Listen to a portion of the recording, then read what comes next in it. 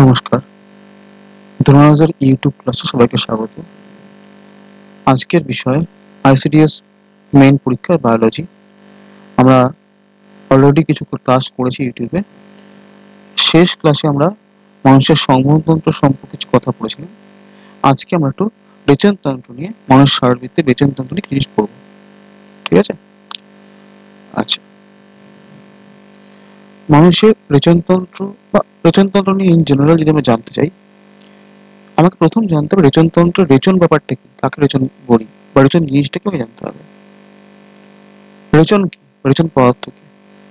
আচ্ছা, রেচন কথাটা মানে লেখা আছে যে মানুষের শরীরে বা যে কোনো প্রাণী উদ্ভিদের শরীরে, কোনো জীবের শরীরে যে পদ্ধতিতে বা জীবের শরীর থেকে, কোনো জীবের শরীর থেকে যে পদ্ধতিতে বিপাকীয় বর্জ্য নিষ্কাশিত হয়, বিপাকীয় বর্জ্য নিষ্কাশিত হয় তাকে রেচন বলা হয়, তাকে রেচন বলা হয়। আর এই বিপাকীয় বর্জ্য তাকে বলা হয় রেচন পদার্থ। যে পদ্ধতিতে শরীর থেকে বিপাকীয় বর্জ্য বেরিয়ে যাচ্ছে সেই পদ্ধতিটাকে বলা হয় রেচন। আর বিপাকীয় বর্জ্যকে বলা হয় রেচন পদার্থ। বিপাকীয় বর্জ্য বলতে মানে বলতে কি বুঝি অ্যাকচুয়ালি, রেচন পদার্থ যে বলছি, রেচন পদার্থটা কি আসলে, বিপাকীয় বর্জ্যটা কি? আচ্ছা, আসলে আমাদের শরীরের প্রত্যেকটা কোষের মধ্যে, ইচ অ্যান্ড এভরি সেল, প্রত্যেকটা কোষের মধ্যে প্রত্যেকটা সেকেন্ডে, প্রত্যেকটা মুহূর্তে কোনো না কোনো বিক্রিয়া চলে, বিভিন্ন রকম বিক্রিয়া চলে। আমাদের কোষে বিভিন্ন সময় বিভিন্ন বিক্রিয়া চলে এবং সেই বিক্রিয়াগুলো না থাকলে আমরা কিন্তু বাঁচতে পারতাম না। সে ফর এক্সাম্পল ধরো শ্বসন, আমাদের প্রত্যেকটা কোষে কাজ করতে শক্তি দরকার। এই শক্তি আসে শ্বসনের মাধ্যমে।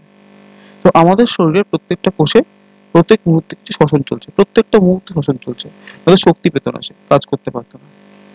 বা ধরো উদ্ভিদের কোষে কি ফটোসিনথেসিস, গ্রিন যদি সবুজ কোষ হয় তাহলে ফটোসিনথেসিস হচ্ছে ক্লোরোফিলের সাহায্যে। এই ক্লোরোফিলের যে যে সাহায্যে ফটোসিনথেসিস হওয়া, সালোকসংশ্লেষ হওয়া, তাটা বিক্রিয়া, বিক্রিয়া হচ্ছে শ্বসন, যেমন বিক্রিয়া বললাম। ছোটবেলা থেকে বিক্রিয়াগুলো পড়ছি আমরা, শ্বসনের বিক্রিয়া পড়ি কি, গ্লুকোজ প্লাস অক্সিজেন, তার থেকে 6টা কার্বন ডাইঅক্সাইড, 6টা জল আর শক্তি পাচ্ছি। ঠিক সেরকমই আমাদের সালোকসংশ্লেষও কি আছে, সালোকসংশ্লেষ বিক্রিয়া হচ্ছে কিরকম না, আমাদের গ্লুকোজ প্লাস অক্সিজেনের বিক্রিয়া, কার্বন ডাইঅক্সাইড আর জলের বিক্রিয়া কি হচ্ছে, গ্লুকোজ আর অক্সিজেন তৈরি হচ্ছে, জল তৈরি হচ্ছে। এটা বিক্রিয়া তো এগুলো। এবার এই বিক্রিয়াগুলো কোথায় হচ্ছে? এই বিক্রিয়াগুলো হচ্ছে আমাদের কোষের মধ্যে, উদ্ভিদ বা প্রাণী আমাদের কোষের মধ্যে হচ্ছে। তো এই বিক্রিয়াগুলোকে এক কথা বলে বিপাক ক্রিয়া। এই বিক্রিয়াগুলোকে এক কথা বলে বিপাক ক্রিয়া, বা ইংরেজিতে বলে মেটাবলিজম। আমাদের দেহে, কোষের মধ্যে যে সমস্ত বিক্রিয়া চলে, রাসায়নিক বিক্রিয়া হয়, জৈব রাসায়নিক বিক্রিয়া হয়, সেগুলোকে এক কথায় বিপাক বলে। এবং তার যে বর্জ্য বাই প্রোডাক্ট তাকে বলছে রেচন পদার্থ। আমি একটু আগে শ্বসনের কথা বলছিলাম। শ্বসনে কি হচ্ছে না, কার্বন ডাইঅক্সাইড আর গ্লুকোজের বিক্রিয়া হচ্ছে, অক্সিজেন আর গ্লুকোজের বিক্রিয়া হচ্ছে। অক্সিজেন আর গ্লুকোজের বিক্রিয়া পাচ্ছি কার্বন ডাইঅক্সাইড, জল আর শক্তি। আমার দরকার কি শ্বসন করা? কোষের শ্বসন দরকার হচ্ছে শক্তির জন্য, শক্তির জন্য কোষ শ্বসন করছে। কিন্তু এই শ্বসন করতে গিয়ে সে বানিয়ে ফেলছে কি, কার্বন ডাইঅক্সাইড। তো কার্বন ডাইঅক্সাইডটা কোষের প্রয়োজনই, উল্টো ক্ষতিকর কোষের পক্ষে। এই যে কার্বন ডাইঅক্সাইডটা যেটা সে বানিয়ে ফেললো, ওটা শক্তি তৈরি করতে গিয়ে, এটা বাই প্রোডাক্ট, উপজাত। সেই উপজাতটাকেই বলছি আমরা রেচন পদার্থ, মানে CO2 হচ্ছে শ্বসন রেচন পদার্থ। ঠিক আছে, এরকম করে ব্যাপারটা হয়। তো আমাদের এটা যেটা মানুষ এখানে কনসেন্ট্রেট করা আছে, মানুষের ক্ষেত্রে এখানে কনসেন্ট্রেশন করে দেওয়া আছে। আমাদের প্রাণীদের ক্ষেত্রে যেটা হয়, রেচন পদার্থগুলো বেশিরভাগই অ্যামোনিয়া, CO2 তো হচ্ছেই, ইউরিয়া, অ্যামোনিয়া, এছাড়াও এগুলো থাকতো, কার্বন ডাইঅক্সাইড তো আছে, সঙ্গে ইউরিয়া, অ্যামোনিয়া এগুলো তৈরি হয় বিভিন্ন বিক্রিয়া, সেটা আমি আসতে পারি। এবং এই যে বিপাক বস্তু তৈরি হলো, বিপাকীয় বর্জ্য তৈরি হলো, মানে রেচন পদার্থ তৈরি হলো, সেটা কি হচ্ছে, বিভিন্ন রেচন অঙ্গ সাহায্যে শরীর থেকে বেরিয়ে আসছে এবং সেই রেচন অঙ্গগুলো মিলে রেচন তন্ত্র তৈরি করছে। যেমন আমাদের বৃক্ক বা কিডনি আছে, কিডনির পর গবেনি আছে, মূত্রথলি আছে, সব নিয়ে হচ্ছে ইউরেথ্রা আছে, সব নিয়ে হচ্ছে আমাদের রেচন তন্ত্র, অতগুলো অঙ্গ নিয়ে। আচ্ছা, মানুষের ক্ষেত্রে প্রধান রেচন অঙ্গ হচ্ছে কিডনি বা বৃক্ক। এর সাহায্যে কি হয়, মানে কিডনির কাজ কি এক কথায় যদি বলি, কিডনির কাজ হচ্ছে এক কথায় যে এরা আমাদের রক্তকে ফিল্টার করে পরিশ্রুত করে তার থেকে খারাপ বস্তুগুলোকে, ক্ষতিকর বস্তু, বিপাকীয় বর্জ্যগুলোকে শরীর থেকে বার করতে সাহায্য করে। এটা হচ্ছে কিডনির কাজ এক কথায়, বৃক্কের কাজ এক কথায়। কি করছে, রক্ত থেকে প্রাপ্ত, রক্তের মধ্যে যে সমস্ত খারাপ জিনিসগুলো সে পাচ্ছে, বিপাকীয় বর্জ্য পদার্থ পাচ্ছে, সেগুলোকে ছেঁকে বার করে দেওয়া, ফিল্টার করা, পরিশ্রুত করা। বাট এই কিডনি বা বৃক্ক ছাড়াও সঙ্গে সঙ্গে সাহায্য করছে কিছুটা ত্বক এবং ফুসফুস। ত্বকের মধ্যে দিয়ে ঘাম বেরোয়, এই ঘামের সঙ্গে কিছু লবণ অন্যজন পদার্থ সমান বেরিয়ে যেতে পারে, কিছু লবণ কিছু পদার্থ বেরিয়ে যায়। আর ফুসফুসের সাহায্যে বললাম CO2, একটু আগে CO2 বললাম, কার্বন ডাইঅক্সাইড, সেটা বেরোচ্ছে ফুসফুসের সাহায্যে। তো এই জন্য ফুসফুস এবং ত্বককেও আমরা রেচন অঙ্গ হিসেবে গণ্য করছি। ফুসফুস এবং ত্বককেও আমরা ফুসফুসকে এবং ত্বককে আমরা রেচন অঙ্গ হিসেবে গণ্য করছি, কিন্তু প্রধান হচ্ছে কিডনি বা বৃক্ক। আচ্ছা, মানুষের কিডনি কোথায় থাকে শরীরের? না, শরীরের লাম্বার অংশ, শিরদাঁড়ার লাম্বার অংশ বা পিঠের দিকে লাম্বার অংশ পাওয়া যায়। আহ, লাম্বার অংশ হচ্ছে গিয়ে আমাদের চেস্ট, মানে যেটাকে আমরা বুক বলছি, চেস্ট এবং আমাদের ওয়েস্ট, বাংলায় কোমর বলি, সে ওয়েস্ট অঞ্চলের মাঝামাঝি অঞ্চলটা। আমার পিঠটা যেখান থেকে একটু কার্ভ হয়ে বেঁকে যায় নিচের দিকে, পিঠটা যখন মাথার দিক থেকে যখন পিঠের মাঝখানে সিদ্ধাটা নামছে, পিঠের দিক থেকে সিদ্ধা বরাবর আমি যখন নিচের দিকে নামছি, তখন একটুখানি গিয়ে বুক অঞ্চলের পরে কি হয়, এটা বেঁকে যায়, কার্ভেচার হয়ে যায়। এই কার্ভ অঞ্চলটাকে লাম্বার বলা হয়। বা আরো সোজা করে বলতে পারি, দেখবে অনেকে যে স্পন্ডিলাইটিস হয়, যে কোমরে একটা বেল্ট পরে, ওই কোমরের বেল্টটা যেখানে পরে সাপোর্ট দেওয়ার জন্য, ওটাকে লাম্বার অঞ্চল বলে। ওই বেল্টটাকে নামই লাম্বার বেল্ট। ওই যে বেল্ট গুলো পরা হয় পিঠে ব্যথা হলে, দু রকমের বেল্ট পরে, একটা ঘাড়ে পরে, একটা কোমরে পরে। ওই ঘাড়ের বেল্টটাকে বলে সার্ভাইকাল বেল্ট, আর কোমরে যেটা পরে, যেখানটায় পরে ওই জায়গাটার নাম অনুসারে তার নাম হচ্ছে লাম্বার বেল্ট। ওই জায়গাটা মানে জাস্ট কোমর বা ওয়েস্টটা একটু উপরটায়, বুকের নিচটা। তো ওই লাম্বার অঞ্চলে আমাদের কিডনি দুদিকে দুটো একটা করে থাকে, দুদিকে একটা করে, মোট দুটো থাকে।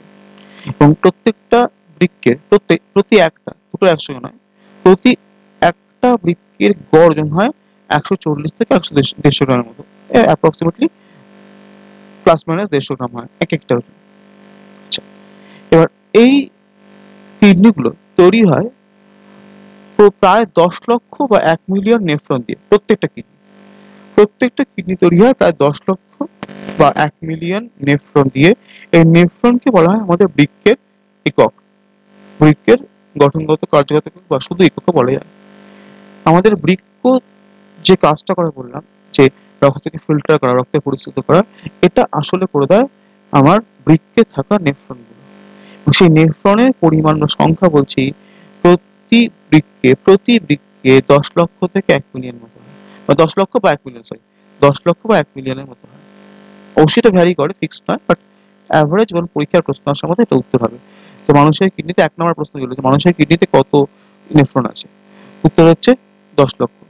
আর 2 নম্বরে কোশ্চেন দিল যে বৃক্কের কার্যকর একককে কি বলে, 1 নম্বর কমা দিয়ে দিল যে মানুষের বৃক্কতে কটা নেফ্রন থাকে, ঠিক আছে, বা মানুষের কিডনিতে এই কার্যকর এককের সংখ্যা কত, মানুষের কিডনিতে এই কার্যকর এককের সংখ্যা কত, এরকম হতে পারে 2 নম্বর প্রশ্ন। তবে একক বলে নেফ্রন, সংখ্যা হচ্ছে 10 লক্ষ বা 1 মিলিয়ন। ওজন আসতে পারে, সবগুলো আসতে পারে। মুখ্য রেচনাঙ্গ কি, ঠিক আছে, আর গৌণ রেচনাঙ্গ কি, এগুলো প্রশ্ন আসতে পারে, যেখানে পয়েন্টে পয়েন্টে লেখা আছে। গৌণ রেচনাঙ্গ ত্বক আর ফুসফুস, এগুলো আসতে পারে। আচ্ছা, এবার এই যে আমাদের 1 লক্ষ, 10 লক্ষ বা 1 মিলিয়ন নেফ্রন রয়েছে, এই নেফ্রনের অনেকগুলো অংশ হয়। নেফ্রনের অংশগুলো কি, ম্যালপিজিয়ান কণিকা, যেটার মধ্যে গ্লোবুলাস ও বার্নাস ক্যাপসুল পাওয়া যায়, নিকটবর্তী সংযুক্ত নালী এবং হেনলির লুপ, দূরবর্তী সংযুক্ত নালী এবং সংগ্রহী নালিকা। এবং এতগুলো অংশ থাকে একটা আমাদের নেফ্রনের মধ্যে, ঠিক আছে। এবার এটা ছোট করে ছবি দেখলে আমার খুব সুবিধা হয়, ছবি দেখে নিই আমরা একটুখানি। এটা ছবি দেখে নিই আমরা এখান থেকে। এইখানে ছবিটা আছে আমাদের, এই যে, এই যে, এই হচ্ছে আমাদের একটা নেফ্রনের খুব সহজ করা ছবি বলতে পারো। নেফ্রনের শুরু হচ্ছে একটা কাপের মতো অংশ দিয়ে, এরকে বলা হয় আমাদের বার্মেন্স ক্যাপসুল।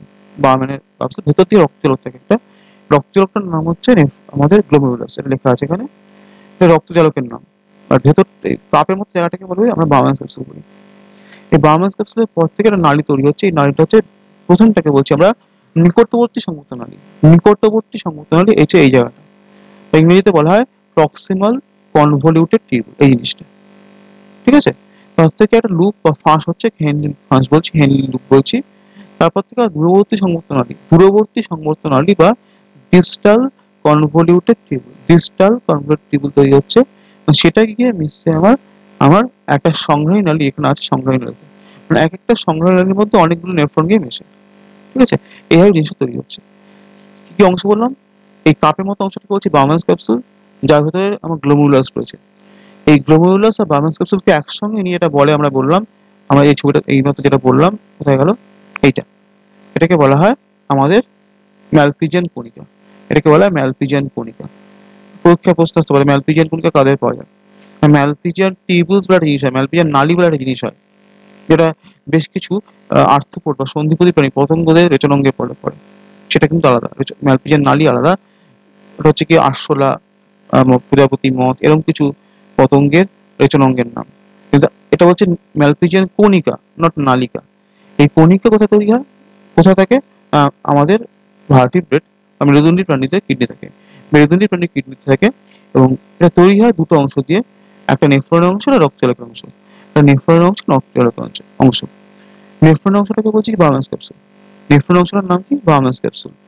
ভেতরের যে রক্তচালক তাকে বলছি কি আমরা গ্লোমেরুলাস। এই দুটো নিয়ে বা আমাদের কি হচ্ছে, এই দুটো নিয়ে হচ্ছে আমাদের বার্মাস, সরি, ম্যালপিজিয়ান কণিকা তৈরি হচ্ছে, ম্যালপিজিয়ান কর্পাস তৈরি হচ্ছে। তার পরের অংশটা সংগ্রাহী নালী। সংগ্রাহী নালী কোন অংশ, সংগ্রাহী বলছিলাম, নিকটবর্তী সংবর্ত নালী, নিকটবর্তী সংবর্ত নালী, নিকটবর্তী সংবর্ত নালী মানে এই পুরো পাইপ লাইনটা, মানে এখান থেকে বার্মাস ক্যাপসুল থেকে শুরু করে একদম শেষ পর্যন্ত পুরোটাকে এক কথা বলা হয় সংবর্ত নালী। তার আবার তিনটে অংশ, এইখান থেকেই মানে ঠিক বার্মাস ক্যাপসুলের পর থেকে এই হেনলি লুপ পর্যন্ত, এতটা পর্যন্ত একে বলা হয় কি নিকটবর্তী সংবর্ত নালী বা প্রক্সিমাল কনভলিউটেড টিউবুল। এই ফাঁসের মতো অংশটাকে, ইউ এর মতো অংশটাকে বলে হেনলি লুপ বলা হয়, হেনলি, হেনলি লুপ বলা হয় বা হেনলিস লুপ বলা হয়। তারপরে অংশটা হচ্ছে দূরবর্তী সংবর্ত নালী, দূরবর্তী সংবর্ত নালী বা ডিস্টাল কনভলিউটেড টিউবুল থেকে মিশছে সংগ্রাহী নালী। ঠিক আছে তো? এইভাবে জিনিসটা তৈরি হয়েছে। যেরকম নেফ্রন মতন 10 লক্ষ আছে আমাদের এক একটা কিডনির মধ্যে। এইটাই কিছু রক্তকে ছাঁকছে বা ফিল্টার করছে। কি করে এটা দেখে নিই। আচ্ছা, এই যে ম্যালপিজিয়ানের ভেতর কণিকার ভেতর দেখলাম গ্লোমেরুলাস বলে জিনিস দেখালাম, রক্তচালক দেখালাম একটা। এই রক্তচালকের ভেতরে বা রক্তচালকের মাধ্যমে কি হয়, রক্তের পরাণু পরিশ্রমণ ঘটে, পরাণু পরিশ্রমণ ঘটে। পরাণুটা মূর্ধন্য ল ঠিক করবো, পরাণু পরিশ্রবণ ঘটে। এটাকে বাংলা ইংরেজিতে বলা হয় আলট্রা ফিল্ট্রেশন ঘটে, আলট্রা ফিল্ট্রেশন ঘটে। মানে কি, যে পদ্ধতিতে রক্তকে ছেঁকে, রক্তকে ফিল্টার করে তার থেকে শুধুমাত্র রক্ত কণিকাগুলোকে বাদ দেওয়া যায়, রক্তের কণিকাগুলো লোহিত কণিকা, শ্বেত কণিকা, অনুজ কণিকাগুলো বাদ দেওয়া যাচ্ছে, বাকিটা পড়ে থাকছে। ওইটাকে, এই রক্তের কণিকাকে বাদ দেওয়া, রক্ত থেকে রক্তের কণিকাকে বাদ দিয়ে বাকিটাকে ফিল্টার করে ফেলা, এই ঘটনাটাকে বলা হয় আলট্রা ফিল্ট্রেশন বা পরাণু পরিশ্রবণ। মানে কি হচ্ছে, রক্তের কণিকাগুলো বাদ যাচ্ছে, নট আর বাকি কিছু, মানে রক্ত রস, প্রোটিন এগুলো বাদ যাচ্ছে না, শুধুমাত্র আরবিসি, ডাব্লিউবিসি, প্লেটলেটস এগুলো বাদ যাচ্ছে, বাকি সবকিছু ফিল্টার হয়ে যাচ্ছে। ফিল্টার হয়ে কোথায় যাচ্ছে, আশেপাশে। ফিল্টার হয়ে আসছে হচ্ছে আমাদের বার্মাস ক্যাপসুল। গ্লোমেরুলাস থেকে ফিল্ট্রেশন হয়ে আসছে, পরিস্কৃত হয়ে আসছে, যেটা আসছে মানে রক্তের কোষগুলো বাদ দিয়ে পর যেটা আসছে এটাকে বলছি আমরা গ্লোমেরুলার পরিস্কৃত, গ্লোমেরুলার পরিস্কৃত বা এটা ওকার হবে গ্লোমেরুলার পরিস্কৃত বা আমাদের গ্লোমেরুলার ফিল্টার বলছি। যেটা কি করে হয় ছোট করে দেখিয়ে দিই একবার, মনে রাখতে সুবিধা হবে। এই যে বার্মাস ক্যাপসুল, এখানে কি হয়, দুটো রক্তবাহ ঢোকে আর বেরোবে। এই ছবিটা একটু খেয়াল করো, আমাদের বৃক্কের মধ্যে একটা কি ঢুকছে, একটা বৃক্কীয় ধমনী বা রেনাল আর্টারি ঢুকেছে, বৃক্কীয় ধমনী ঢুকেছে। এবারে বৃক্কীয় ধমনী বা রেনাল আর্টারি থেকে অসংখ্য ব্রাঞ্চ হয়, দেখো দেখতে পাচ্ছ ব্রাঞ্চিং হচ্ছে। এটা কিন্তু অসংখ্য হয়, অন্তত 5-6 বার বেশি ব্রাঞ্চ হয়। এইটা ফার্স্ট ব্রাঞ্চিং হচ্ছে, সেকেন্ড বার ব্রাঞ্চিং হচ্ছে, থার্ড বার ব্রাঞ্চিং হচ্ছে, এরকম করে 5-6 বার ব্রাঞ্চিং হয়, শাখা শাখা শাখা বেরোয়।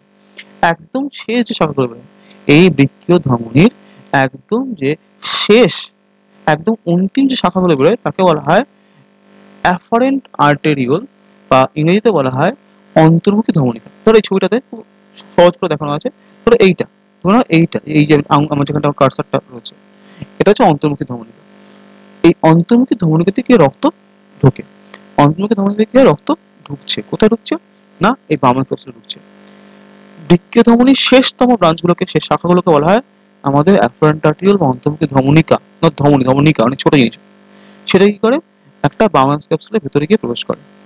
প্রবেশ করার পর কি থেকে ব্রাঞ্চিং হয় শাখা প্রশাখা বলে, দেখতে পাচ্ছ জট পাকানো রয়েছে, মানে একটা ঢুকেছে, ঢুকে এর থেকে ব্রাঞ্চ হয়ে গেছে। ব্রাঞ্চ হওয়া মানে আরো পাতলা হয়ে যাওয়ার ব্যাপারটা। একটা একটা ধমনিকা আমি ছোট জিনিস, ধমনিকা মানে ধমনির চেয়ে অনেক ছোট মানে পাতলা জিনিস, সেটা ঢুকে আরো ব্রাঞ্চ তৈরি করছে, বলে আরো জিনিসটা পাতলা হচ্ছে, থিকনেস গুলো পাল্টে পাতলা হয়ে যাচ্ছে। একটা রক্ত জালক তৈরি রক্ত জালক তৈরি করছে। রক্ত মানে এই অন্তর্মুখী ধমনিকাটা আমার বাংলা সেপ্সুলের ভেতরে ঢুকে যাওয়ার পর একটা রক্ত জালক তৈরি করছে, যাকে বলছে গ্লোমেরুলাস। রক্ত জালকটার নাম গ্লোমেরুলাস। এবং তারপরে সেটা সেই জালকগুলো কি হচ্ছে মিলে গিয়ে ফিউজ করে গিয়ে মানে ধরো এইটা ঢুকছিল, এটা থেকে ব্রাঞ্চিং হলো, গ্লোমেরুলাস বানালো, তারপরে সেই ব্রাঞ্চগুলো আবার একসঙ্গে মিশে গিয়ে ইফারেন্ট আর্টেরিওল, এই কার্সারটা খেয়াল করো, ইফারেন্ট আর্টেরিওল বা বহির্মুখী ধমনিকা রূপে বেরিয়ে আসছে।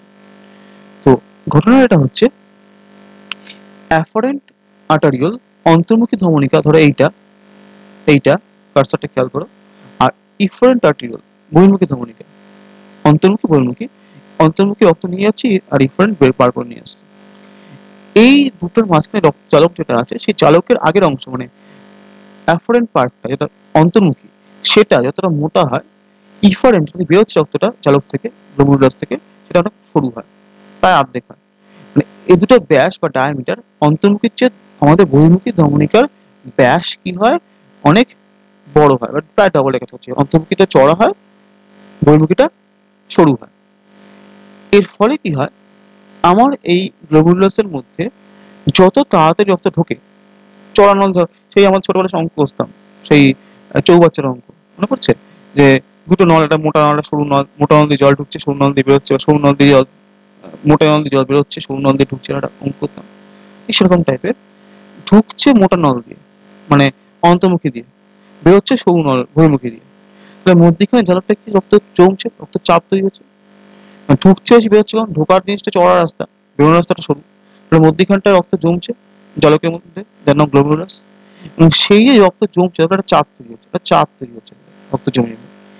এই চাপের ফলে কি হচ্ছে, রক্তের যে প্লাজমা রক্তরস পার্টটা আছে সেটা ওই চাপের ফলে চুঁয়ে চুঁয়ে বেরিয়ে আসছে বাম সেপসুলে, ওটার নাম কি গ্লোমেরুলার ফিল্ট্রেট। এই বেরিয়ে আসার সময় কি হচ্ছে, রক্তের যে কোষ পার্ট গুলো আছে, অন্তর্মুখী সরি এই লোহিত কণিকা শ্বেত কণিকা এই পার্ট গুলো, এগুলো বাদ চলে যাচ্ছে, এগুলো বাদ চলে একটু ইফারেন্টলি বেরিয়ে চলে যাচ্ছে, কিন্তু রক্ত রসের বেশিরভাগ অংশটা, রক্ত রসের বেশিরভাগ অংশটা কি বাম সেপসুলে বেরিয়ে আসছে। এটাই পরণ পরিশ্রমণ। বেরোনোর সময় এই যে কোষগুলোকে বাদ দিয়ে দিচ্ছে, এটা কি বলে পরণ পরিশ্রমণ। যাই হোক কি হলো, চাপ তৈরি হলো, চাপের ফলে জিনিসটা ফিল্ট্রেশন হলো, গ্লোমেরুলার ফিল্ট্রেশনটা হলো, মানে রক্তটা পরিস্রুত হলো, হয়ে ইফারেন্ট যে বাকি পার্টটা বেরিয়ে এলো, ইফারেন্ট দিয়ে বাকি পার্টটা বাকি অংশটা মানে বাকি ফিল্টারটা বেরিয়ে এলো। কিন্তু এই যে ফিল্টারটা মানে পরিস্রুতটা বেরিয়ে এলো, এই পরিস্রুতটা কিন্তু ইউরিন বা মূত্র নয়। আমরা কিন্তু এই পরিস্রুতটাকে যেটা বেরিয়ে আসছে ইফারেন্ট দিয়ে, তাকে কিন্তু আমরা সরি ডিফারেন্ট বলছি, সরি ভুল বললাম, ডিফারেন্ট রক্ত বেরিয়ে গেল, আহ, উল্টো বলে ফেলেছি সরি। এই যে আমার এখান থেকে রক্তটা চাপ দিয়ে প্লাজমাটাকে বার করে দিল বার্মাস ক্যাপসুলের ভিতরে, বাকি রক্তটুকু বেরিয়ে চলে গেল, আর বেশিরভাগ অংশটা জলীয় অংশটা বেরিয়ে এসছে বার্মাস ক্যাপসুলে বললাম। সেখান থেকে এটা যাবে কোথায়, বার্মাস ক্যাপসুল থেকে যাবে হচ্ছে কি আমাদের নিকটবর্তী সংবর্ধনালয়। আমার গ্লোমেরুলাসের প্রতি রক্তচাপ বেড়ে গেছিল, কি করে বললাম, মোটা সরু মোটা ব্যাপার আছে, সেই রক্তচাপ ফলে কি হয়েছে, রক্তচাপ বেড়ে যাওয়ার ফলে কি হয়েছে, এই গ্লোমেরুলাস থেকে আমার রক্ত আছে প্লাজমার সঙ্গে সঙ্গে বেশ কিছু রিটার্ন পদার্থ, ইউরিয়া অ্যামোনিয়া, যেগুলো কি করে আসে আমি পরে বলছি, সেগুলো নিয়ে রক্তটা বেরিয়ে আসছে, গ্লোমেরুলার ফিল্ট্রেট বেরিয়ে এসছে, বাকি পার্টটা রক্তে ফেরত চলে গেছে। এই যেটা বেরিয়ে এলো সেটাকে আমি বলছি কি গ্লোমেরুলার ফিল্ট্রেট বলছি, গ্লোমেরুলার ফিল্ট্রেট বলছি, ওটাকে ইউরিন বলছি না। কেন বলছি না, কারণ ইউরিন মানে মূত্র, মানে যার মধ্যে কোনো আর প্রয়োজনীয় বস্তু নেই, শরীর থেকে শুধুমাত্র ক্ষতিকর পার্ট বার করাকে বলা হয় মূত্রত্যাগ করা বা ইউরিনেশন করা, সবকিছু সেখানে ক্ষতিকর পার্টটা বেরোচ্ছে। কিন্তু এই যে আমার এখানে এখানে যেটা ফিল্টারটা এসছে, সেই ফিল্টারের মধ্যে কিন্তু আমার এখনো পর্যন্ত অনেক প্রয়োজনীয় বস্তু রয়ে গেছে। আমি বলছিলাম ফিল্ট্রেশনের সময় কি হচ্ছে, শুধুমাত্র রক্তের কোষগুলো বাদ যাচ্ছে, বাকি যা ছিল ধরো গ্লুকোজ ছিল রক্তের মধ্যে, অ্যামাইনো অ্যাসিড ছিল, সেটা তো কোষের দরকার, শরীরের দরকার, সেইটা কিন্তু সব শুদ্ধ সে বেরিয়ে আসছে এখানে, এবং এসছে কোথায়, আমাদের প্রক্সিমাল টিবিউলস বা নিকটবর্তী সংযুক্তনালীতে। যেহেতু এটার মধ্যে এই প্রয়োজনীয় জিনিসগুলো রয়ে গেছে, তো এই ফ্লুইডটাকে, এই তরলটাকে আমরা ইউরিন বলবো না, এই তরলটাকে আমরা শুধু গ্লোমেরুলার ফিল্ট্রেট বা গ্লোমেরুলার পরিস্রুত বলেই রাখবো। এবার এই গ্লোমেরুলার ফিল্ট্রেট থেকে কিন্তু শেষ পর্যন্ত আমরা ইউরিন পাবো কি করে, না যখনই এই ফিল্টারটা এই ফাঁপা পাইপ দিয়ে পাস করতে শুরু করবে, এই প্রক্সিমাল টিউবুল, হেনলির লুপ, ডিস্টাল টিউবুল এগুলো দিয়ে পাস করতে শুরু করবে, এই পুরো যাত্রাপথে প্রক্সিমাল টিউবুল থেকে শুরু করে নিকটবর্তী নালী থেকে শুরু করে দূরবর্তী নালী পর্যন্ত, সংগ্রহী নালী পর্যন্ত পুরো রাস্তাটা কি হবে, এই ফিল্টার থেকে প্রয়োজন মতো যে পদার্থগুলো আমার শরীরের দরকার, সে গ্লুকোজ দরকার, অ্যামাইনো অ্যাসিড দরকার, এগুলোকে শরীর অ্যাবজর্ব করে নেবে। এগুলোকে শরীর আবার পুনরায় শোষণ করে বা পুনঃশোষণ করে নেবে। একবার বেরিয়ে গেছিল ভুল করে, ঢুকিয়ে নেওয়া হচ্ছে, ঘটনাটাকে পুনঃশোষণ বলি। পুরো সংযুক্ত নয় জুড়ে, মানে নিকটবর্তী সংযুক্ত নালী থেকে দূরবর্তী সংযুক্ত নালী পুরোটাতে কি হয়, পুনঃশোষণ ঘটে। কি হয় আমি পরে বলছি। আচ্ছা, আগে ডাটাগুলো পড়ে নিই। আচ্ছা, গ্লোমেরুলার পরিস্থিত বার্নাস ক্যাপসুলে থেকে নিকটবর্তী সংযুক্তনালীতে প্রবেশ করে। এখান থেকে বললাম কি খাদ্য ব্যাপারটা অ্যাবজর্ব হয়, বললাম খাদ্য যে গ্লুকোজ অ্যামাইনো অ্যাসিড এই ব্যাপারটা এটা অ্যাবজর্ব হয়, শোষিত হয়ে যায়। এরপর পরিস্থিতিটি হেনিল লুপে পৌঁছয়। এখান থেকে লবণ বা আয়রন বা আয়ন যেটাকে বলি, তড়িৎ বিশ্লেষক পদার্থগুলো, ক্যাটায়ন অ্যানায়ন যেগুলো হয়, সে সোডিয়াম আয়ন, পটাশিয়াম আয়ন, এই যে আয়নগুলো আছে, জল লবণগুলো সাধারণত দ্রবীভূত হলে আয়ন তৈরি করে। এই আয়নগুলোকে পুনঃশোষণ ঘটনা হয়। এবং শেষ পর্যন্ত দূরবর্তী সংযুক্তনালীতে কি হয়, অতিরিক্ত জলের পুনঃশোষণ ঘটে। অতিরিক্ত জলের পুনঃশোষণ ঘটে। এইখান থেকে ফিল্ট্রেশনটা হয়ে এলো। এই প্রক্সিমাল টিউবুল ফার্স্ট এখান থেকে আমার কি হলো, খাদ্য পুনঃশোষণ হওয়া শুরু হলো।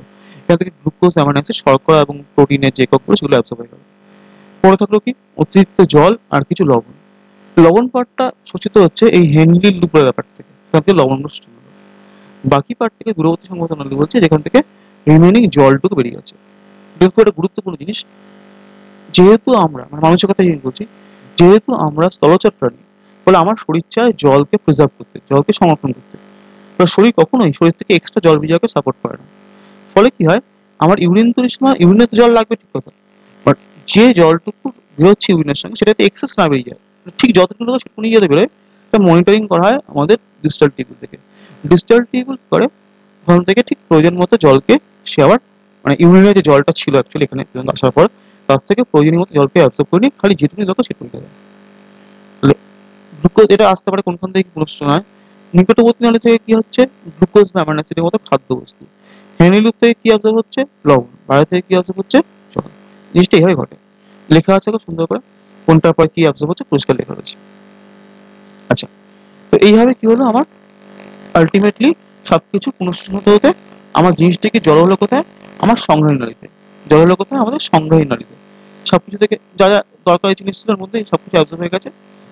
গ্লুকোজ, অ্যামাইনো অ্যাসিড, লবণ, জল অ্যাবজর্ব হয়ে গেছে। বাকিটা কি জমছে কোথায়, এই নালীটার মধ্যে জমছে। কার্সারটা খেয়াল করো, এই নালীটাতে কি জমছে, এই নালীটা নাকি সংগ্রহী নালী। কেন সংগ্রহী নালী, কারণ এখানে আরো নেফ্রন এসে ড্রেন হয়, আরো নেফ্রন এসে এখানটা ড্রেন হয়, তাই তো। মানে সংগ্রহী নালী বা ইংরেজিতে কালেক্টিং ডাক্ট বলা হয়, ইংরেজিতে কালেক্টিং ডাক্ট বলা হচ্ছে। তো এই যে সংগ্রহী নালীতে এলো, এখানে কিন্তু আর কোনো প্রয়োজনীয় বস্তু আর রয়ে রয়ে নেই, এর মধ্যে সবকিছু অ্যাবজর্ব করে নেওয়া আছে। এই যে একটু কথাটা বলছিলাম, এই জন্য এই সংগ্রহী নালীর যে তরলটা, এটাকে আমরা এবার সরাসরি ইউরিন বা মূত্র বলে ডাকতে পারি। প্রথম যখন ফিল্টার হয়ে এসেছিল তখন কিন্তু আমি ইউরিন কথা ইউজ করছিলাম না, তখন বলছিলাম কি গ্লোমেরুলার ফিল্ট্রেট, গ্লোমেরুলার পরিস্থিতি বলছিলাম। বাট এই পরিশ্রুত থেকে যখন সবকিছু অ্যাবজর্ব হয়ে গেল, তখন ফাইনাল পার্টটাকে বলছি ইউরিন বলতে, আর কোনো বাধা নেই। এটা একটা কোশ্চেন আসতে পারে, তোমরা নোট করে রাখতে পারো, যে মানুষের পেচনতন্ত্রের কোন অংশে তরলকে, মানুষের রেচনতন্ত্রের কোন অংশের তরলকে আমরা মূত্র বলতে পারি, মানুষের রেচনতন্ত্রের কোন অংশের তরলকে আমরা প্রথমবারের জন্য মূত্র বলতে পারি, মানুষের রেচনতন্ত্রের কোন অংশের তরলকে আমরা প্রথমবারের জন্য মূত্র বলতে পারি। উত্তর হবে কি, সংগ্রাহী নালী। উত্তর কি হবে, সংগ্রাহী নালী বা কালেক্টিং ডাক্ট হবে। কারণ এর আগে পর্যন্ত ওর মধ্যে কিছু না কিছু প্রয়োজনীয় বস্তু রয়ে গেছিল। ঠিক আছে। আচ্ছা, এভাবে কি হলো, কিডনি থেকে জল যা যা অবজর্ভ করা হয়ে গেল। ওই ফাইনাল আমি ইউরিনটা কোথায় পেলাম, ফাইনাল ইউরিনটা আমি পেলাম হচ্ছে গিয়ে আমার কোথায়, না সংগ্রহী নালীতে। ওই সংগ্রহী নালীগুলো থেকে বিভিন্ন নালীর সাহায্যে, সংগ্রহী নালী পড়া আছে ডাক্ট বা বেলিনি, বেলিনি নালী আছে, রেনাল প্যাপিলা আছে, বৃক্কীয় প্যাপিলা আছে। এইগুলো দিয়ে আলটিমেটলি এসে জড়ো হচ্ছে কোথায়, জড়ো হচ্ছে গবিনিতে। গবিনি নিতে পারে ইউরেটার। যে গবিনি কি করে, ইউরিনটাকে মানে মূত্রটাকে আমার শরীরের বাইরে, মানে কিডনি থেকে বাইরে নিয়ে আসতে সাহায্য করে, কিডনি থেকে বাইরে নিয়ে আসতে সাহায্য করে। এই ছবিটা খেয়াল করে দেখো, এটা যদি কিডনি হয়ে থাকে, এই সাদা অংশটা ছবি থেকে কার্সার রয়েছে, এটা হচ্ছে গবিনি, এই ইউরেটার। দুটো কিডনিতে দুটো গবিনি আছে। তো যেটা বললাম আমি, যেভাবে ফিল্টার হওয়ার ফিল্টার হলো, পরে যা শোষণ হওয়ার শোষণ হয়ে গেল। আলটিমেট যে ফাইনাল ইউরিনটা, সেটা কি হচ্ছে, এই যে গবিনি দিয়েছে আমার মূত্রথলি বা ব্লাডারে জমা হচ্ছে। ব্লাডারে জমা হওয়ার সঙ্গে সঙ্গে জলটা বেরোয় না, কিছুক্ষণ সময় লাগে, কিছুক্ষণ জমতে দেয়, তারপর আস্তে আস্তে প্রেশার বেড়ে গেলে তখন জলটা বেরিয়ে আসে, ইউরিনটা বেরিয়ে আসে। যে পদ্ধতিতে যে পদ্ধতিতে ইউরিনারি ব্লাডার, ইউরিনারি ব্লাডার মানে মূত্রথলি কি করে, তার পেশি সংকোচনের সাহায্যে, মূত্রথলি যেভাবে তার পেশি সংকোচনের সাহায্যে আমার মূত্রকে ত্যাগ করে, ইউরিনকে ত্যাগ করে, সেই পদ্ধতিটাকে, ইউরিন ত্যাগ করার পদ্ধতিকে বলা হয় মিউচুরেশন। যে পদ্ধতিতে কি হয়, সাময়িকভাবে সঞ্চিত হয়ে সেটা আমাদের মূত্রটা সাময়িকভাবে সঞ্চিত থাকার পর মূত্রথলি থেকে বেরিয়ে আসছে, ইউরিন ব্লাডার থেকে বেরিয়ে আসছে, সেই পদ্ধতিটাকে বলা হয় মিউচুরেশন। আচ্ছা, এবার এটা আমি বলছিলাম যে আমার নেফ্রনের কাজে রক্তকে ফিল্টার করা, পরিশুদ্ধ করা। দেখলাম গ্লোমেরুলাসের মধ্যে রক্তচাপ বাড়িয়ে দিয়ে রক্তকে ফিল্টার করে নিচ্ছে। এরকম ফিল্টার করার হার, যদি রক্তকে শুধু ধরি, এবং ফিল্টার করার হার হচ্ছে গিয়ে প্রত্যেক দিনে দুটো কিডনি মিলে, দুটো কিডনি ইকুইভ্যালেন্টলি মানে সমান সমান যদি কাজ করে, এরা গড়ে 170 লিটার, 170, 170 লিটার রক্তকে ফিল্টার করতে পারে। ঠিক আছে, বাট কিন্তু এই 170, এটা প্রশ্ন আসবে কতটা ফিল্টার করতে পারে 170 লিটার, দুটো মিলে, একটা দুটো মিলে বলছি, দুটো কিডনি দুটো বৃক্ক মিলে বলছি, একটা থেকে না। এবার এই যে 170 লিটার রক্ত সে ছাঁকলো সারাদিন, আচ্ছা তোমার বলতে পারো যে 170 লিটার করতেই বলো, আমাদের তো 5 লিটার আছে, তা বলতেই পারো। তা আমাদের তো রক্তে 5 লিটার বা 5.5 লিটার, কারণ এটা 170 হয়ে গেল কি? কারণ কিছুই না, একই রক্ত আমাদের সংবহনের কারণে, যেহেতু আমাদের হার্টটা পাম্প করছে, ফলে একই রক্তকে সংবহনের কারণে বারবার আমার কিডনিতে পৌঁছাবে। একই রক্ত ঘুরে ফিরে গিয়ে কিন্তু কিডনিতে বারবার করে চক্রাকারে পৌঁছাবে। এরকম করে বারবার পৌঁছতে পৌঁছতে 5 লিটারটাই 170 লিটার হয়ে যাচ্ছে, 5 লিটার থেকে 170 লিটার হয়ে যাচ্ছে। আচ্ছা, বাট এই 170 লিটার যে রক্তকে ছাঁকলো, তার থেকে যখন আলটিমেটলি শেষ পর্যন্ত ইউরিনটা বেরিয়ে আসছে, তার পরিমাণ দাঁড়াচ্ছে সুস্থ মানুষের ক্ষেত্রে 1.5 থেকে 2 লিটার মাত্র। 1.5 থেকে 2 লিটার হচ্ছে মাত্র, মানে বুঝতেই পারছো, 170 লিটার ব্লাডকে, রক্তকে ফিল্টার করা আছে, পরিশুদ্ধ করা আছে। তো তার থেকে আমি আলটিমেটলি পেয়েছি কতটা ইউরিন, না 1.5 থেকে 2 লিটার। বাকিটা কি হলো, বাকি সবকিছু এটাই বললাম পুনঃসূচন হয়ে গেছে, সবকিছু পুনঃসূচন হয়ে গেছে, যা কিছু পুনঃসূচন হয়ে গেছে। এই এই ভ্যালুটা রাখবে, মিউটেশনের সংজ্ঞা রাখবে, মিউটেশনের সংজ্ঞা রাখবে, ভ্যালুটা রাখবে। আচ্ছা, এবার যেটা বলছিলাম তখন যে আমাদের ইউরিনে কি বেরোয়। আচ্ছা, আমাদের ইউরিনে মানে মানুষের ইউরিনে, আগে আমরা এই পয়েন্টটা পরে বলছি, তো মনে হয় জাস্ট জেনারেল মুখে বলে দিই। মানুষের ইউরিনের প্রধান রেচন পদার্থ আছে, সেটা হচ্ছে কি আমাদের ইউরিয়া। মানুষের ইউরিনে প্রধান রেচন পদার্থ যেটা আছে, হচ্ছে ইউরিয়া আছে। এবার এই ইউরিয়াটা আছে বলে আমাদেরকে বলা হয় ইউরিওটেলিক প্রাণী, ইউরিওটেলিক প্রাণী। ঠিক আছে, বাট ইউরিয়াটা আসে কোত্থেকে? দেখো, আমাদের, শুধু আমাদের নয়, যে কোনো প্রাণীদের কোষে যখন বিপাক ক্রিয়া ঘটে, বলছিলাম প্রথম দিকে, সে বিপাক ক্রিয়া থেকে প্রথমে তৈরি হয় কি, প্রথমে তৈরি হয় অ্যামোনিয়া। যে কোনো প্রাণীর কোষের মধ্যে প্রোটিনের বিপাক, প্রোটিন জাতীয় খাদ্য ইত্যাদি ভাঙনের ফলে প্রথম তৈরি হয় অ্যামোনিয়া। এটা হচ্ছে আমাদের মানে প্রাণীদের মুখ্য রেচন পদার্থ। কিন্তু এই অ্যামোনিয়াটাকে সরাসরি কোষ থেকে বার করা মুশকিল, শরীর থেকে বার করা মুশকিল, সবাই পারে না, কেউ কেউ পারে। কেন মুশকিল? কারণ অ্যামোনিয়াটা তীব্র বিষাক্ত পদার্থ। অ্যামোনিয়াটা আমাদের কোষের পক্ষে বা এই টিস্যুর পক্ষে তীব্র বিষাক্ত পদার্থ। ফলে এটাকে মানে অ্যামোনিয়াটাকে সরাসরি অ্যামোনিয়া রূপে বার করতে গেলে শরীর থেকে প্রচুর জল লাগবে। জল মিশিয়ে এটাকে পাতলা করে ডাইলিউট করে তবে বার করতে হবে। ঘন হয়ে গেলেই, আমার যদি কোষের মধ্যে অ্যামোনিয়া ঘন হয়ে যায়, তাহলে কিন্তু কোষের ক্ষতি হয়ে যাবে। কিন্তু অ্যামোনিয়াটাকে যদি খুব জল মেশাতে পারি, তাহলে পাতলা করে করলে অতটা ক্ষতি হয় না। তাহলে যদি কোনো প্রাণী সরাসরি অ্যামোনিয়া ত্যাগ করতে চায়, তাহলে তাকে ইউরিনের সঙ্গে করে জল বার করতে হবে, যেটা আমরা শুধু জলচর প্রাণীতে পেতে পারি। কারণ মাছে পেতে পারি, রুই কাতলা মৃগেলে হতে পারে, ঠিক আছে, বা ব্যাঙাচি হতে পারে। এদেরকে অ্যামোনোটেলিক বলা হয়, এদেরকে অ্যামোনোটেলিক বলা হয়। কিন্তু আমরা যখন ডাঙায় চলে এলাম, তা আমাদের কিন্তু এত জল ত্যাগ করা চলবে না, শরীর পারমিট করবে না এত জল। আমাদের শরীর এত জল ত্যাগ করা পারমিট করবে না।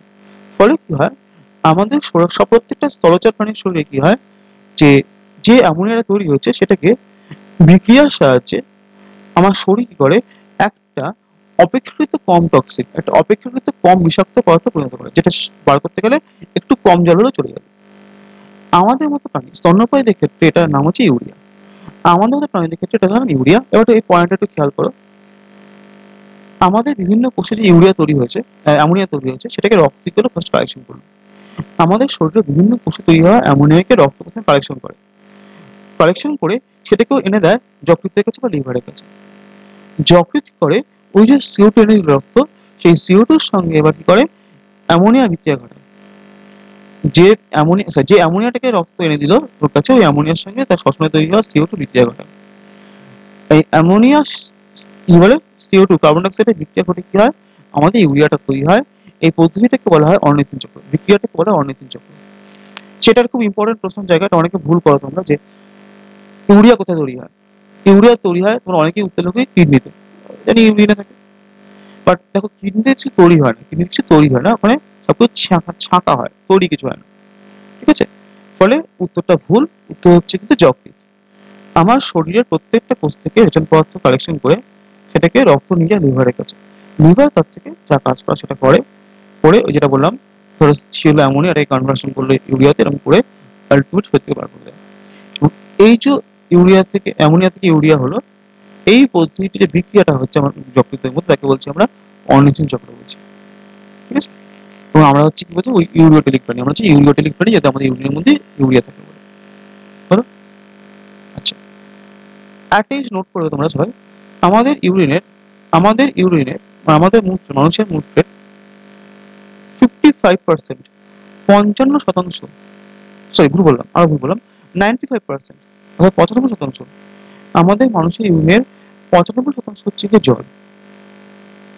এই যে বললাম জল শোষণ করা হচ্ছে এতভাবে ডিজিটাল টিভি থেকে, এত জল শোষণ করার পরেও কিন্তু আমাদের মূত্রে, মানুষের মূত্রের 95%, 95% হচ্ছে জল। বাকি 5% হচ্ছে কি আমাদের জৈব বস্তু, যার মধ্যে প্রধান হচ্ছে ইউরিয়া। এই 5% প্রধান কি ইউরিয়া, যেটা যকৃৎ তৈরি করেছে। এছাড়া সামান্য ইউরিক অ্যাসিড থাকতে পারে।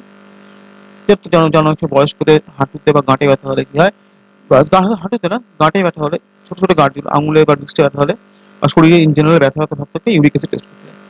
কেন না, আমাদের নর্মাল ইউরিনে ইউরিক অ্যাসিড থাকে, টক থাকে। তো প্রয়োজন চেয়ে বেশি হয়ে গেলে ক্ষতি করে, প্রয়োজনের চেয়ে বেশি হয়ে গেলে ক্ষতি করে, সেটার থেকে আমার গেটে বা গাউট হতে পারে। এই জন্য টেস্ট করতে হয়। যাক, সেটাও কিন্তু আমাদের ইউরিনে আছে, বাট অল্প আছে। আমাদের ইউরিক অ্যাসিডটা অল্প থাকে, মেন প্রধান কি থাকে বললাম, এমন থেকেছে ইউরিয়া, ওই জন্য আমরা ইউরিয়া। ঠিক আছে তো? আচ্ছা, লাস্ট হচ্ছে ইউরিনের রং, কালার কেন হয় তোমরা জানো, যে ইউরিনে একটা রঞ্জক থাকে যার নাম কি ইউরোক্রোম রঞ্জক। ঠিক আছে, ইউরোক্রোম রঞ্জক গুলো হচ্ছে গিয়ে আমাদের ইউরিনের যে আমাদের যে হলদে ভাবটা সেটার জন্য দায়ী।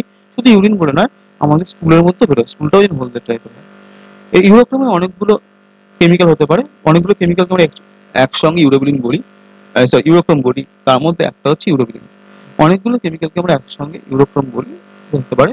তো ওদের প্রধানটা হচ্ছে আমাদের ইউরোবিলিন, ইউরোবিলিন বলে একটা পদার্থ। এর জন্য ইউরিনটা কি হয়, হলদে টাইপের দেখায়। ঠিক আছে, আরেকটা জিনিস নোট করে রাখো, এই যে ইউরোক্রোম গুলো, এগুলো আসছে কোথেকে, বা ইউরোবিলিনটা আসছে কোথেকে, এটাও কিন্তু আসে লিভার থেকে, এটাও কিন্তু আসে লিভার বা যকৃৎ থেকে। তোমরা জানো বা আমরা পড়েছি যে মানুষের আরবিসি আয়ু কতদিন, গড়ে 120 দিন, অর্থাৎ প্লাস মাইনাস 120 দিনের মধ্যে কি হয়, আগে পরে কি হয়, আরবিসি গুলো নষ্ট হয়ে যায়, লোহিত নষ্ট হয়ে যায়। বাট এই যে আরবিসি নষ্ট হয়ে গেল, এই নষ্ট হওয়ার সময় কি হয়, ওর গায়ে যে হিমোগ্লোবিন ছিল, সেই হিমোগ্লোবিনটাকে আমার স্প্লিন রেখে দেয়।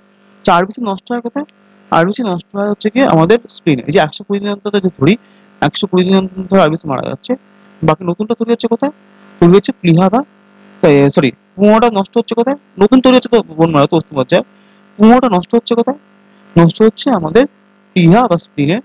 প্লিহাকে বলা হয় আরবিসির কবরখানা, গ্রেভিয়ার অফ আরবিসি বলে। ঠিক আছে, এবং এই সময় কি হচ্ছে, স্প্লিন কি করছে, প্লিহা কি করছে, আরবিসি কে ভাঙার সময়, রোটিনকে ভাঙার সময়, তার যে হিমোগ্লোবিন পার্টটা আছে, যেটা আমাদের অক্সিজেন পরিবহন করছে, সেই হিমোগ্লোবিন পার্টটা, সেই হিমোগ্লোবিন পার্টটাকে যকৃতে পাঠিয়ে দেয়। যকৃতে হিমোগ্লোবিনকে ভেঙে কি করে, বেশ কিছু জিনিস বানায়, যার মধ্যে একটা হচ্ছে ইউরোক্রোম, বা যেটা একটা স্পেসিফিক উদাহরণ দিলাম কি, ইউরোবিলিন তৈরি করে। ঠিক আছে, এই অর্নিথিন চক্রের মতো, মানে ইউরিয়া তৈরির মতো, এই রঞ্জক ইউরোক্রোমও কিন্তু কোথায় আমার তৈরি হয়, যকৃৎ বা লিভারে। এবং এটা কিন্তু আমাদের কি বলছি, এই ইউরোক্রোম তৈরি তো ন্যাচারাল ঘটনা, এটা আমাদের ন্যাচারাল যে আরবিসি সাইকেল আছে, আরবিসি নষ্ট হওয়া তৈরি হওয়া, তার অন্তর্গত। ঠিক আছে, এবং এই জন্যই বললাম কি ইউরিনটা বিশদ হলদে হয়। এই হচ্ছে ছোট কিছু তথ্য, তোমাদের এখন ছোট ছোট 1 নম্বর 2 নম্বর প্রশ্ন আসতে পারে। কোনখান থেকে কি শোষণ হয়, এটা প্রশ্ন আসতে পারে। মিউটেশন কাকে বলে, 1 নম্বরের প্রশ্ন আসতে পারে। দিনে কত রক্ত ফিল্টার করা হয়, প্রশ্ন আসতে পারে 1 নম্বরে। কত ইউরিন বের হয়, 1.5 থেকে 2 লিটার, প্রশ্ন আসতে পারে 1 নম্বরে। ঠিক আছে, মানুষের প্রধান রেচন পদার্থ থেকে প্রশ্ন আসতে পারে। কি বললাম, মানুষের রেচন পদার্থ হচ্ছে কি ইউরিয়া, প্রধান রেচন পদার্থ ইউরিয়া। এছাড়া কি থেকে ইউরিক অ্যাসিড থাকতে পারে। ইউরিয়া থাকলে কি বলা হয়, ইউরিয়া থেকে ইউরিয়া বলা হয় কি ইউরিয়াটরিক প্রাণী বলা হয়। উদাহরণ কি স্তন্যপায়ীরা। যে পদ্ধতি ইউরিয়া তৈরি হয় CO2 সঙ্গে বিক্রিয়া তাকে বলা হয় অর্নিথিন চক্র, এরকম বলা হয়। প্রত্যেকটা আলাদা করে প্রশ্ন আসতে পারে। অর্নিথিন চক্র কি, কোথায় হয়, প্রশ্ন আসতে পারে। আগেরটা থেকে বললাম এই নেফ্রনের সংখ্যা আসতে পারে, নেফ্রনের সংখ্যা আসতে পারে। কোথায় পর্ণ পরিস্রবণ হয় এই প্রশ্ন আসতে পারে। কোথায় পরিস্রবণটা হয়, হয় গ্লোমেরুলাসের মধ্যে, ঠিক আছে, গ্লোমেরুলাসের ভিতরে রক্তজলকের মধ্যে হয়, এই প্রশ্নগুলো আসতে পারে। ম্যালপিজিয়ান কণিকা কি দিয়ে তৈরি, এটা প্রশ্ন আসতে পারে। ম্যালপিজিয়ান কণিকা তৈরি হয় গ্লোমেরুলাস এবং বার্গাস ক্যাপসুল দিয়ে, এগুলো প্রশ্ন আসতে পারে। ঠিক আছে তো, একটু দেখে নিও এগুলো, সঙ্গে ছবিটা দেখে নিও। আমাদের মোটামুটি যা আসবে এখান থেকে কমপ্লিট হয়ে যাবে। ঠিক আছে, আজকের মতো ধন্যবাদ। তোমরা পরে আবার ক্লাস আসবো, নিশ্চয়ই ক্লাসে আমাদের আসবো, এবং তোমরা ইচ্ছা করলে সাবস্ক্রিপশন করে তোমাদের একদম পেড ক্লাস করে চলে আসলে তোমার রেগুলার ক্লাস পেয়ে যাবে। সব তখন ডিটেলস আর বলা হবে। আইসিডিএস মেনের জন্য আরো যখন ক্লাস হবে সব এগুলো বলা হবে। ভালো করে সবাই preparation now. Best of luck সবাইকে। ভালো থেকো।